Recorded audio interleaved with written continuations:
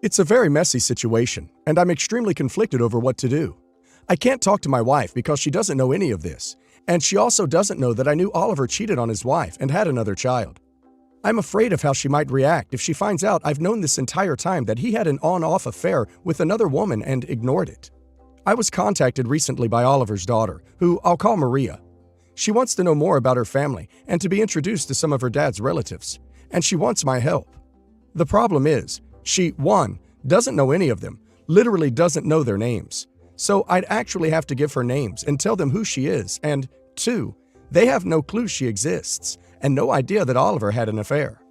I've been debating about what I should do, since Oliver never expressed any interest in her meeting his family or knowing anything about his life here in the States. As far as I know, he always intended to keep that part of his life a secret. I'm conflicted because she's a really sweet girl and I'd like to help her.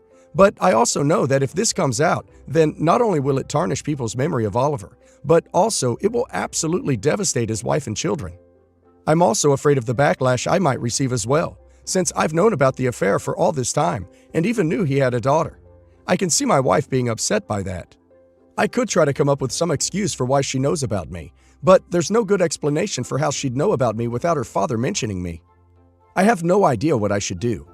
Part of me hopes that maybe Maria will lose interest in this, but it seems like she really wants to learn about this side of her family, which I can understand since that is one of the only remaining connections she has to her family. What should I do? Seriously, so many people are saying that Maria deserves to get to know her family, which in an ideal world, she does. But no one is considering that dead friend's wife and kids might freak out over this. If this falls on Maria and she gets crucified by this family, rejected, told she shouldn't exist, ruin their family, etc., it's going to be terrible for her. It's sad, but it wouldn't be the first time that the anger is taken out on the wrong person, especially since the right person is now dead. This is not a situation where you just walk up to their house with Maria. If you want to try to do what's best for everyone, then you should first be honest with the wife. Let her process this and ask how she wants to proceed with telling her kids. Ask her if she wants to meet Maria at all. And absolutely get Maria's mother involved since she's still a kid. They can handle it from there. I think just introducing them because it's what Maria wants can backfire, especially on Maria, if not handled the right way. I'm having trouble processing all of this and need some help figuring out what to do about it.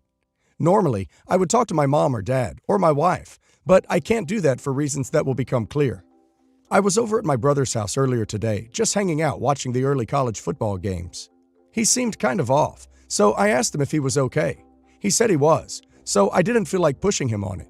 We kept watching football, and then he suddenly turned the TV off and told me that we needed to talk. He started crying, which is something I've never known my brother to do, and telling me that he made a horrible mistake and doesn't know what to do or how to fix it. I tell him that I'm sure whatever it is can't be as bad as he thinks. I was wrong. He then tells me that he got his wife's sister pregnant, or at least he thinks he did. From what he tells me, they started an affair a few months ago, and his sister-in-law found out a few weeks ago she is pregnant. They have been discussing what to do, but it seems like 1, she wants to keep it, and 2, they plan to pretend that the baby was fathered by a stranger or some random guy from a one-night stand. He wants to know what I think he should do, but the thing is, I don't know what to tell him. I have to admit that I am very close to my brother, and that makes me biased. My instinct is to protect him and tell him that if he wants to stay with his wife, the only way to do that is to keep it a secret. Plus, he is right that he could avoid the fallout that he would face from her family and ours. However, I think this is wrong. He did something that I strongly disapprove of. And as much as I dislike my sister-in-law, I'm not even sure she deserves this. Quite frankly, I'm not sure it will matter. He seems fairly certain that they are making the right decision, and I've already promised him I won't reveal any of this to our family. You guys are total fools if you think for even 1 second that this will remain a secret.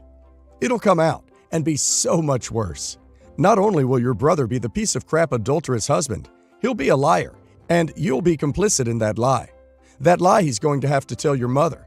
The lie you're going to have to tell your mother. You're both going to have to look your father in the eye and lie then too. The lies you'll have to tell every second of every day, because there's now a child involved. Every time the nephew is mentioned, you'll have to lie. This lie is going to get bigger and bigger, and you'll never be able to stop telling it.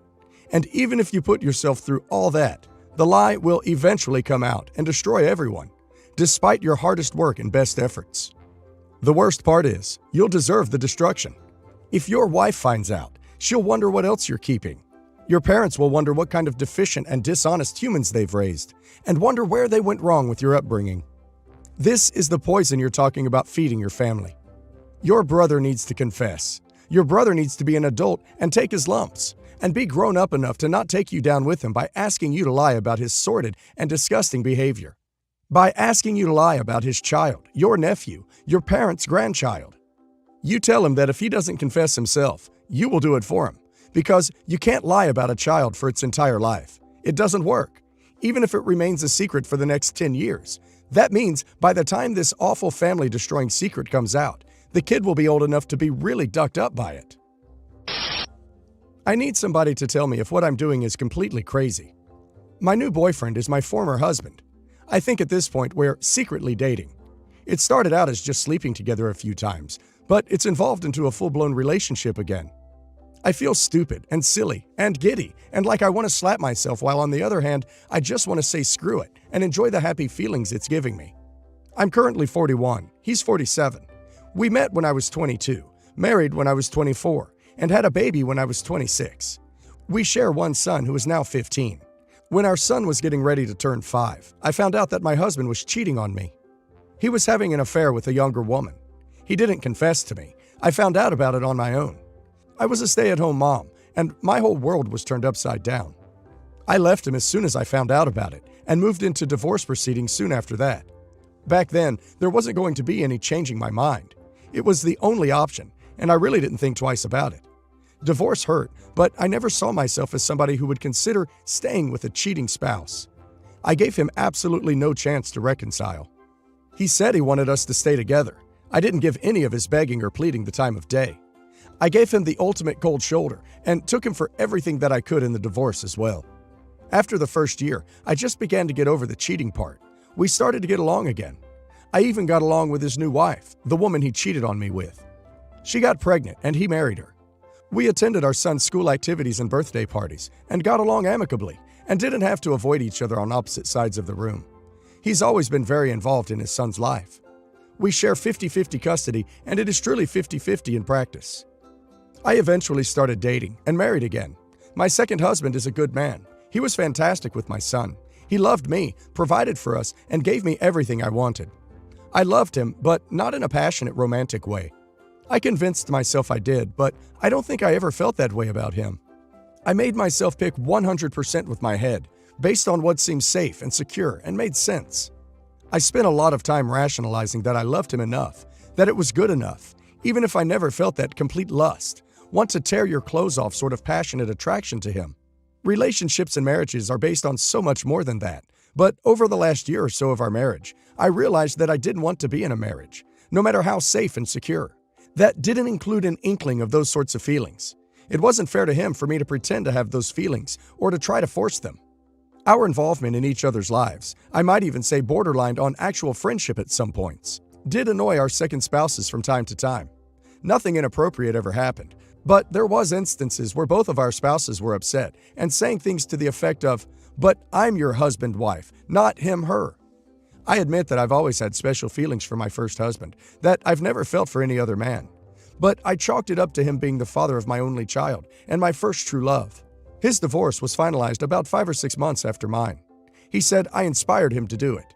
He claims he never wanted to marry her, but felt obligated after blowing up our marriage with their relationship, and eventually getting her pregnant after I left him. He felt like he had to make it into something legitimate. I wasn't shocked, since I never could figure out what they had in common.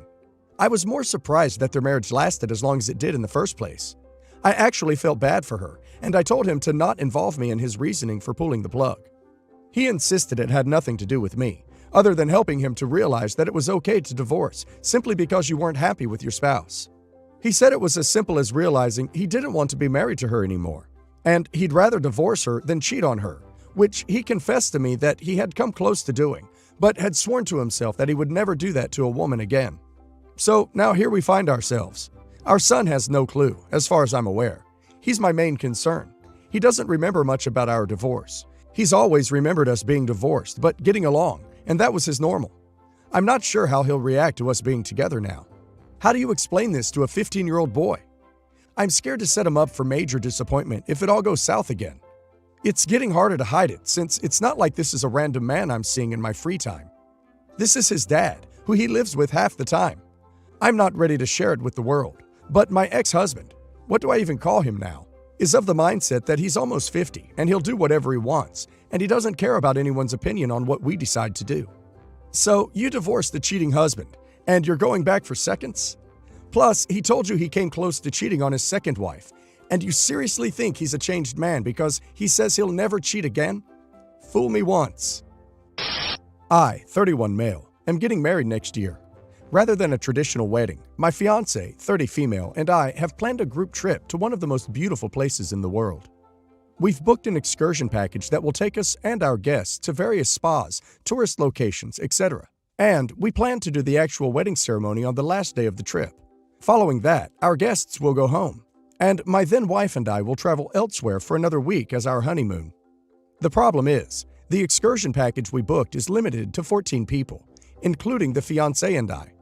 If we wanted a bigger group, we'd have to upgrade to the next package, which would be considerably more pricey and not within our allocated wedding budget.